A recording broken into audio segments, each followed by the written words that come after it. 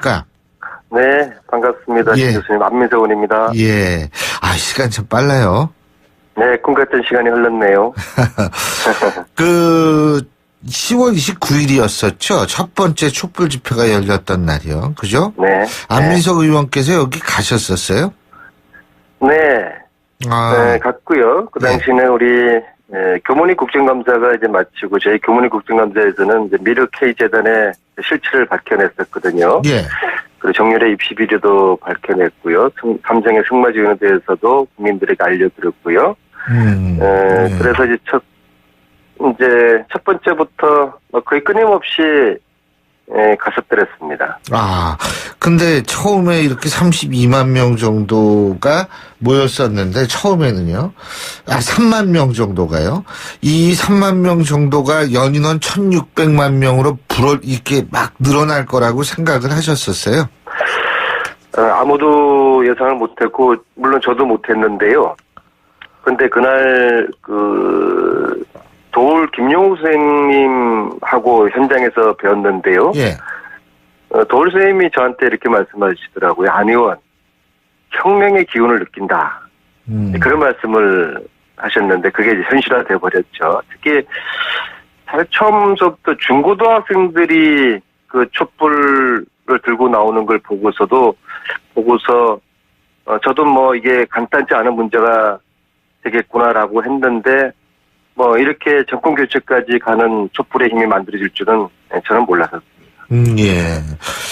근데 어떻게 이렇게 이제 헌정사상 초유의 일도 벌어진 것이 촛불의 힘인데, 1년 지나면서 사실 정치권은 생각만큼 달라진 게 없다. 촛불 민심을 제대로 받아들이지 못하고 있다는 평가도 나오고 있는데, 어떻게 보십니까, 이 부분은? 국정농단에 부역했던 그 정치 세력들, 정치인들이 예. 전혀 지금 저지른 죄를 반성하지 않고요. 저는 그분들이 과연 최순실 존재를 몰랐을까? 몰랐다면 말이 안 되고 또 무능한 것이고요. 예. 알았다면은 알고서도 지금 저러면은 후한무치한 것이죠. 지금 어쨌든 상황을 이렇게 보면은 자유한국당은 국감 보이콧에 들어가지 않았습니까? 그죠? 네. 이런 거 이렇게 보면은 진짜 그래서 이제 정치권이 달라진 것이 없다, 이런 얘기도 더욱더 많이 나올 것 같은데, 이 부분은 어떻게 보십니까? 지금은 이제 나라를 좀 더 개혁시키기 위한 예. 진보 보수 여야의 선의의 경쟁이 있어야 되는 시점인데, 예. 지금 보수 정치인들은 국가 개혁에 저항을 하고 있는 것이거든요. 예. 다음 지방선거 앞두고 이합치산을 하면서 오로지 당리당략에만 골몰하는 거죠. 그리고 어제 국감 중단 사태 같은 경우에는 저희들도 야당 시절에 국감 중단 해본 적이 있고요. 네. 그런데 과연 어제 정도의 방통위 이사진 관련한 그런 정도가 국회의원이 가장 중요한 활동인 국정감사를 보이콧할 만한 정도의 사안인가? 그 정도는 저는 아니라고 생각합니다. 그러니까 자유한국당에서는 어떻게 하면은 이 국회를 시끄럽고 어지럽게 만들까?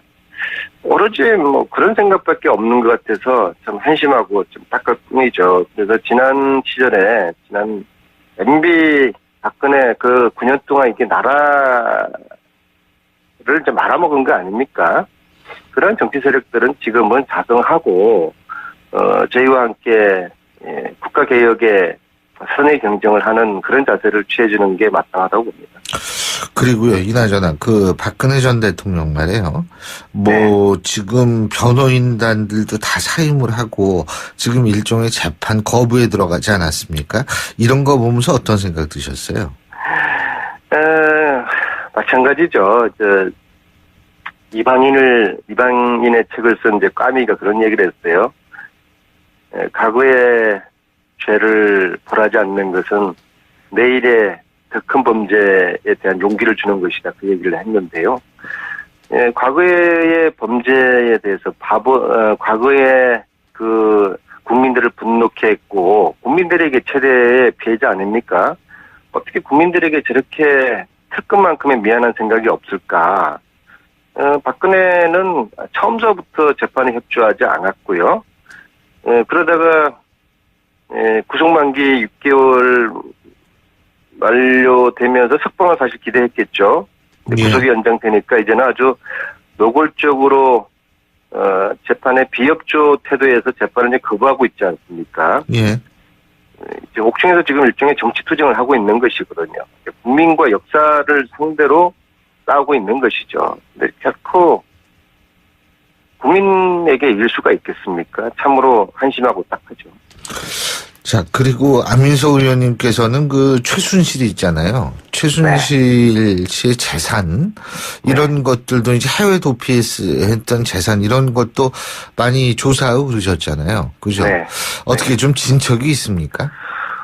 상당 부분 찾았죠. 우리 독일 교포들이 많은 제보를 해주셔서 예. 저희들이 많은 부분을 밝혀내었는데 예. 이제는 이제 국가 공권력이 나서서 수사하고 독일 검찰과 공조를 해야 되는데 예. 근데 사실 최순실의 이 연익 재산은 7, 80년대까지 거슬러 올라가기 때문에 이걸 조사하려고 그러면은 다 이게 공소시효가 끝난 일이잖아요. 예. 그래서 공소시효를 없애는 특별법이 없이는 최순실 재산의 몰수는 불가능한 일이거든요. 예. 그래서 지금 이번 정기국회 때 최순실 재산 몰수 특별법이 꼭 제정되어서 이 재산 몰수를 해야 될 것이고요. 예. 특히 이 법안의 논의 과정에서 지금 MB의 재산 다스를 포함한 MB 것으로 추정되는 다스 BBK 이런 MB의 재산까지 포함하는 재산 몰수 특별법이 이번 국회에 제정돼야 될 것입니다. 지금 최순실의 독일 재산이 어느 정도라고 보세요? 그건 단언하기 어려운데요. 예. 과거에 프레이저 보고서에 나오는 박정희 통치 자금이라든지 그리고 최태민이가 가지고 있던 그런 재산 이런 것들을 다 추정해 보면은 독일 검찰이나 독일 언론에서는 뭐 수조 원대 정도로는 지금 추산을 하고 있죠.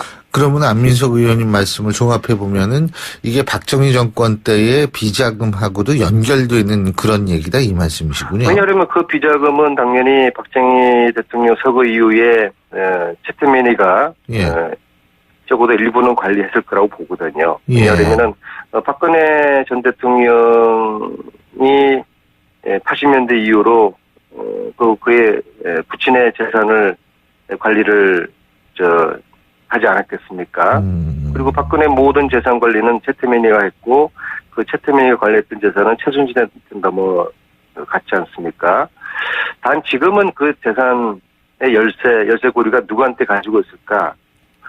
저는 그것이 지금 정유라한테 넘겨갔을 거라고 보고 있는 것이죠. 예, 정유라한테. 네, 이것을 검찰이 간과하고 있는 것 같고 따라서 정유라에 대한 이 수사를 소홀히 해서는 안 됩니다. 그 정유라의 행적에 대해서 또 우리 안민석 의원님이 좀 잘 아실 것 같은데 요새 어떻게 뭐 하고 있습니까? 제가 볼 때는 지금 그들의 가장 그 목표는 돈이거든요.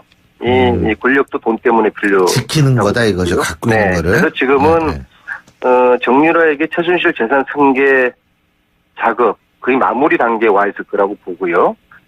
그 예측부터 시작했던 모양이죠. 네, 재판 대응하면서 국민들부터 그들이 잊혀지기만을 간절히 바라고 있겠죠. 그리고 아마도 이제 그들 가족의 이제 최순실이 저는 이제 가족 사기단이라고 보고요. 이들의 특징은 과거 흔적을 지우기 위해서 신분 세탁, 그를 위해서 끊임없이 개명을 하고 성형을 하는 게 최순실 일가의 아주 주특기이거든요. 예. 그래서 그럴 가능성, 그래서 정유라 수사는 검찰이 포기해서는 안 되고요. 예. 정유라가 삼성대물과 이대 비리 사건의 최대 수혜자 있지 않습니까? 그런데도 혐의가 이렇게 명백한데도 구속영장이 2번이나 기각되었단 말입니다. 정도인멸 이미 대부분 했을 거라고 봅니다. 그러나 지금이라도 검찰의 의지가 있으면은 구속영장 신청해서 구속할 수 있도록 해야 되고요. 저는 우병우 라인으로 포진된 박근혜 정부 정치검찰관은 달라야 된다고 생각을 합니다. 그래서 정유라 역시 이 사건의 최대한 수혜자인 정유라가 합당한 처벌을 받아야 된다고 저는 보고 있는 것이죠. 제 기억으로는 최순실 씨가 그 독일 검찰로부터도 수사를 받았죠. 그죠? 받았죠. 저는 받았죠. 독일 검찰을 제가 몇 개월 전에 만났고요. 예. 독일 검찰 정유라 최순실을 지난 6월 달부터 독일의 돈 세탁을 조사해온 두 분의 독일 검찰을 만나서 그들이 보여준 이제 자료도 얼충 봤고요. 그 검찰들이 정유라 최순실을 최순실 정유라를 조사를 했었어요. 그래서 예. 이제 그들이 가장 많은 자료와 수사를 하고 있고요. 지금도 그리고 우리 진행 중이라는 말씀이시죠, 그죠? 네, 저희가 이야기한 바로는 시간이 좀 걸린다. 굉장히 좀 방대한 것 같다. 그렇게 이야기를 했고요. 네. 문제는 제가 만난 그 독일의 담당 검사들을 왜 지금은 우리 검찰이 어떤 공조를 하고 있는지. 글쎄요. 제가 그거 여쭤보려고. 아마 저는 문재인 정부 하에서 검찰은 하고 있을 거라고 보는데요. 예. 제가 지난 12월 달에 독일 검찰을 만났거든요. 예. 분명한 것은 박근혜 체제 하에서 검찰은 전혀 독일 검찰을 접촉하지 않았거든요. 그래서 이런 부분에 대해서도 왜 모든 수사자를 가지고 있는 독일 검찰을 박근혜 정부 하에서 당시에 네. 국정농단이 막 일어나고 있었을 때 그 검찰이 왜 한 번도 접촉을 하지 않았는지 대해서도 저는 유심히 관찰할 필요가 있고 저는 이 부분도 필요하다고 그러면 검찰 내부의 감찰이 필요하다고 봅니다. 알겠습니다. 자, 마지막으로 촛불 집회 1주년을 맞아서 던지고 싶으신 메시지 있으시면 한 말씀 해주시죠. 국민들에게 정말 감사드리고요. 국민들이 자랑스럽고요. 저희들이 지금 촛불을 들었던 이유는 더불어민주당을 위해서도 아니고 진보를 위해서도 아니고 오로지 정의롭고 나라다운 나라 새로운 대한민국을 만들기 위한 거 아니었습니까? 아직 미완성이고요. 진행 중이고요. 국민 모두가 촛불을 들었던 그 초심을 잃지 마시고 문재인 정부와 함께 권력의 주인인 국민을 섬기는 그런 나라를 꼭 만들겠습니다. 국민 여러분들께서도 함께 힘을 보태주시길 바라겠습니다. 예. 안민석 의원님도 그동안 수고 많이 하셨고요. 오늘 말씀 감사합니다. 고맙습니다. 네, 수고하십시오. 예, 네. 감사합니다.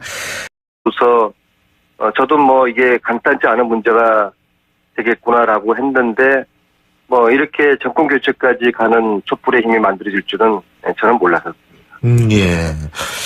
근데 어떻게 이렇게 이제 헌정사상 초유의 일도 벌어진 것이 촛불의 힘인데 1년 지나면서 사실 정치권은 생각만큼 달라진 게 없다. 촛불 민심을 제대로 받아들이지 못하고 있다는 평가도 나오고 있는데 어떻게 보십니까, 이 부분은? 국정농단에 부역했던 그 정치 세력들, 정치인들이 예. 전혀 지금 저지른 죄를 반성하지 않고요. 저는 그분들이 과연 최순실 존재를 몰랐을까? 몰랐다면 말이 안 되고 또 무능한 것이고요. 예. 알았다면은 알고서도 지금 저러면은 후한무치한 것이죠. 지금 어쨌든 상황을 이렇게 보면은 자유한국당은 국감 보이콧에 들어가지 않았습니까? 그죠? 네. 이런 거 이렇게 보면은 진짜 그래서 이제 정치권이 달라진 것이 없다 이런 얘기도 더욱더 많이 나올 것 같은데 이 부분은 어떻게 보십니까? 지금은 이제 나라를 처음에 이렇게 32만 명 정도가 모였었는데 처음에는요. 3만 명 정도가요. 이 3만 명 정도가 연인원 1,600만 명으로 이렇게 막 늘어날 거라고 생각을 하셨었어요. 아무도 예상을 못했고 물론 저도 못했는데요. 근데 그날 도울 김용우 선생님하고 현장에서 배웠는데요. 예. 도울 선생님이 저한테 이렇게 말씀하시더라고요. 안 의원, 혁명의 기운을 느낀다. 그런 말씀을 하셨는데 그게 이제 현실화되어 버렸죠. 특히 사실 처음부터 중고등학생들이 그 촛불을 들고 나오는 걸 보고서도 그러니까 네, 반갑습니다. 예. 신 교수님, 안민석원입니다. 예. 시간 참 빨라요. 네, 꿈 같은 시간이 흘렀네요. 10월 29일이었었죠. 첫 번째 촛불 집회가 열렸던 날이요. 그죠? 네. 안민석 의원께서 여기 가셨었어요? 네. 네, 갔고요. 그 당시는 우리 교문위 국정감사가 이제 마치고 저희 교문위 국정감사에서는 이제 미르 K 재단의 실체를 밝혀냈었거든요. 예. 그리고 정렬의 입시 비리도 밝혀냈고요. 삼성의 승마 지원에 대해서도 국민들에게 알려드렸고요. 그래서 이제 첫 번째부터 거의 끊임없이 가섭들었습니다. 근데 그래서 개혁시키기 위한 예. 진보 보수 여야의 선의의 경쟁이 있어야 되는 시점인데 예. 지금 보수 정치인들은 이 국가 개혁에 저항을 하고 있는 것이거든요. 예. 다음 지방선거 앞두고 이합지산을 하면서 오로지 당리당략에만 골몰하는 거죠. 그리고 어제 국감 중단 사태 같은 경우에는 저희들도 야당 시절에 국감 중단 해본 적이 있고요. 네. 그런데 과연 어제 정도의 방통위 이사진 관련한 그런 정도가 국회의원이 가장 중요한 활동인 국정감사를 보이콧할 만한 정도의 사안인가? 그 정도는 저는 아니라고 생각합니다.